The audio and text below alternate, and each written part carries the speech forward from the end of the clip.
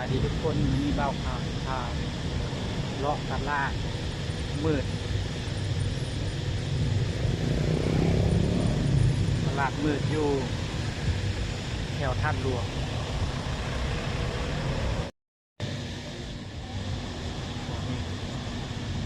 ตอนนี้กำลังสุดยอดรถเข้าไปโอ้เบื้องทางเข้าเนี่ยรถหลายทางรถสะพาน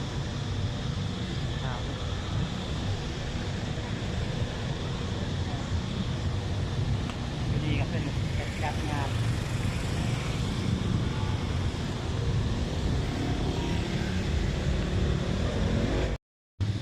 ตอนนี้เบ้าข่าวกำลังจะเข้าไป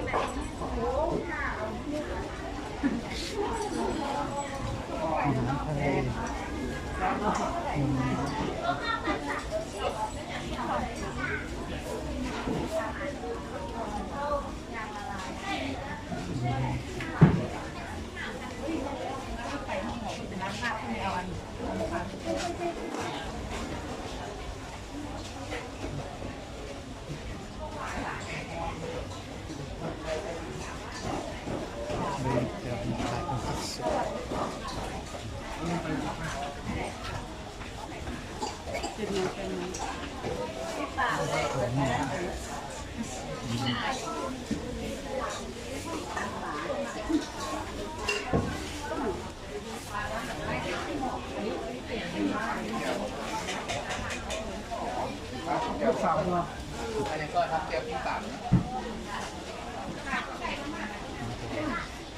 เด็กข้าวเหนียว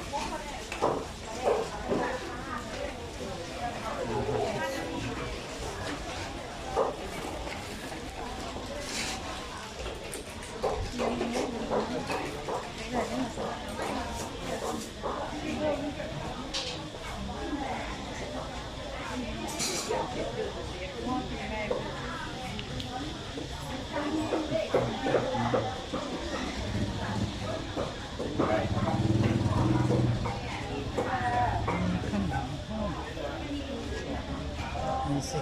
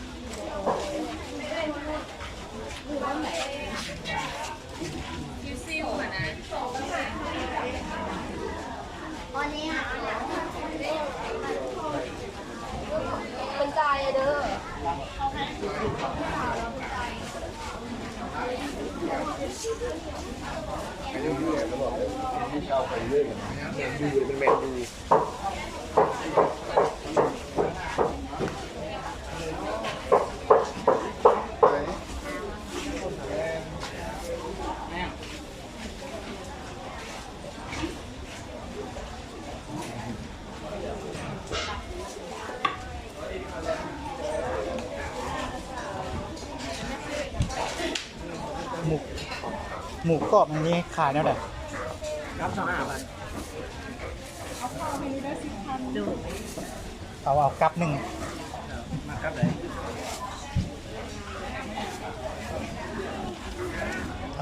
เอานี้เอานี้ ขายตัวนี้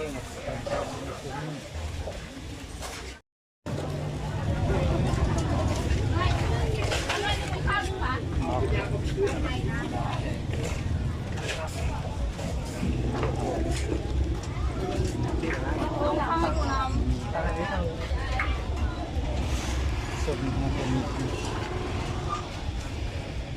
ตลาดมืด